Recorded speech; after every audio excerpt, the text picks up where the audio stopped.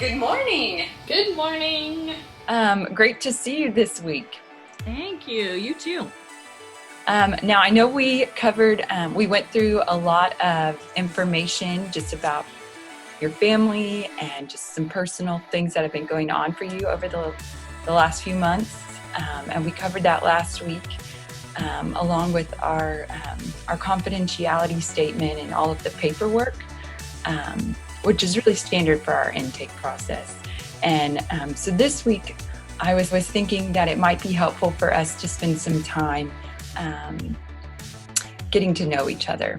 And the creative expression provides an alternative outlet, a different kind of release, a different form of managing our emotions in kind of a fun way that it's just different than just kind of a standard yes and no kind of question format. Do you feel up for that? Sure. Yeah, that sounds good. Yeah.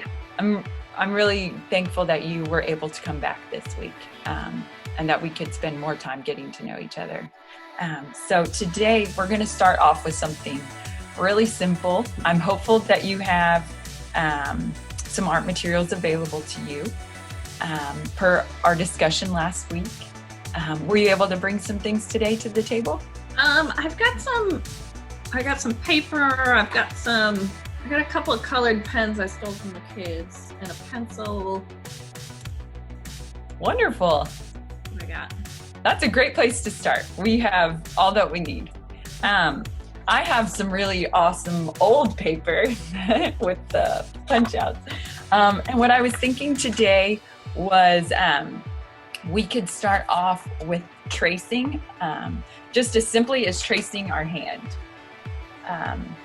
Because it kind of provides us some support and structure. And our hand is also something that's very personal. You know, this is a part of us, an extension. So if you'll put your hand down here on the paper, and you can choose whichever color you prefer of your pens, and we'll just create an outline right around the edge of our hand. Okay.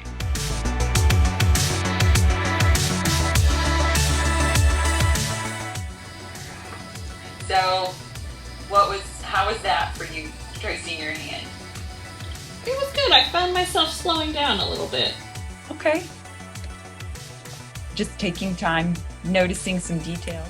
One thing that the art can offer us is a little bit of space for ourselves, to take time where we need to. Oh yes, that is a really strong impression. You cleaned that up so nicely. So what we can start off doing is within each finger, we can write down or draw a symbol, or it might even be something that's important to you. Okay, so you can use imagery, art to draw and create a picture within that space, or you can just simply write it out as a word. Okay. Okay, so creative arts. Yes, I've got that on one finger. I did have cooking, but I think I like baking more for fun because I have to cook for, fuel. And then I put gardening on one and reading on one and painting. Painting/drawing. So it sounds like you have a lot of kind of nurturing and a lot of creative outlets or interests. Are any of those things that you currently are practicing?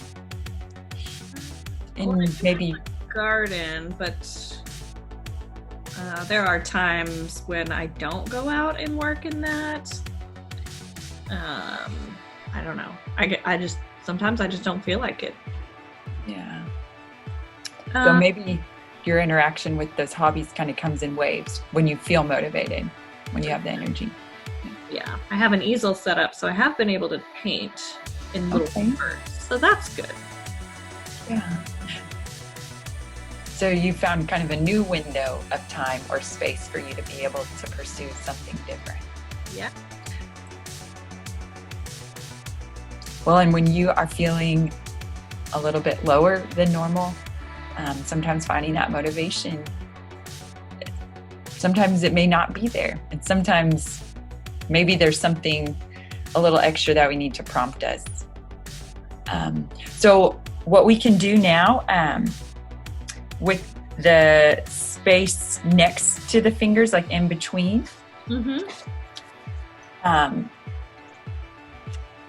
so in these areas between the fingers, we could write or create imagery that kind of reflects on something that's important to us. But I'm curious what things would be important to you.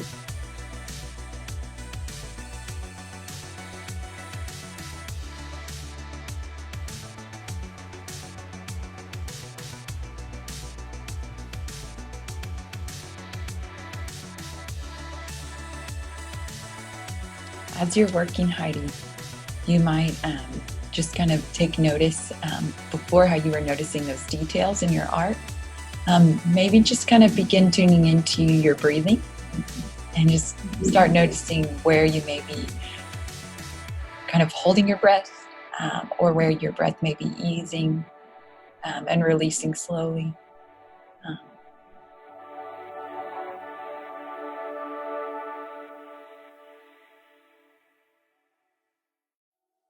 It's interesting. A lot of the things I picked are like very sensory. It seems like they must be pretty grounding in some ways.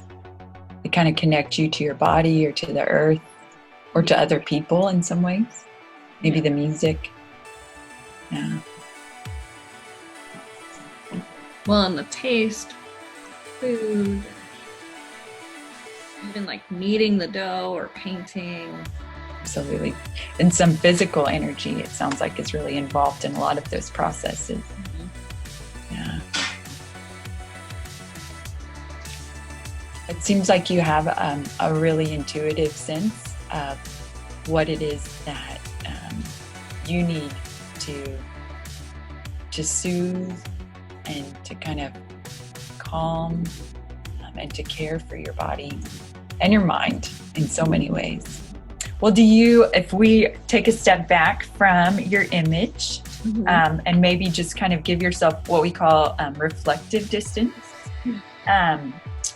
do you notice anything that stands out to you? Like if you were to close your eyes for just a brief moment and then to reopen them, where do your eyes go? What are they drawn to in the image that you have there? Well, I would say my eyes first went to the space between, here, I'll show you. Like in this area, I don't know if you can see. The space between. And tell me about what you created within that space, or maybe wrote or drew. Yeah, I wrote a lot. So it's between reading and painting. And it wasn't so much the words that caught my eye, but it looks like it's waving. So that sensory component really rings true with you. Yeah. What a great observation. Well, so I'm curious, at the center of your palm, right here in this area. Yeah. Sometimes, people reflect on the palm kind of almost in a sense that some people's maybe kind of have kind of a heart shape to them, or even like a flower with these little pads at the base of our fingers.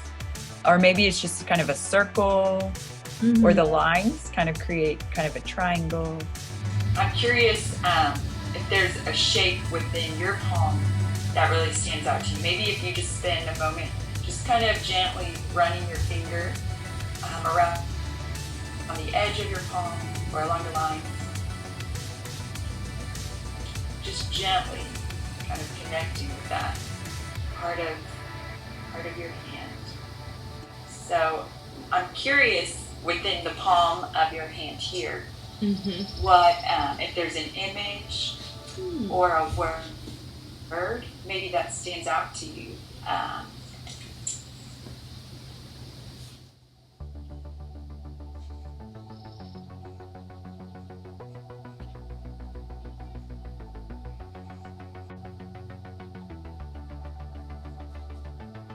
That's a very strong flower.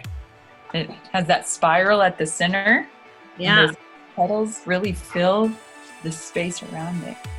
How would you describe, like maybe the energy that flower brings to the palm of your hand? Because the other image that came to mind was more like shooting out energy. Okay. It seems that spiral really kind of embodies that sense of movement, kind of that physicality that you've been really connecting with. Yeah. Is there anything else that stands out to you about the palm of your hand or the flower that you've created there? I think it's really strong. And yeah, I wouldn't necessarily think about our hands being strong. Do you find any sense of like any connection with that sense of like strength within yourself? Yeah, in many ways. I mean, I guess with the, as a parent. It seems like their strength can embody a lot of different meanings. Strength of heart, strength of character, strength of mind.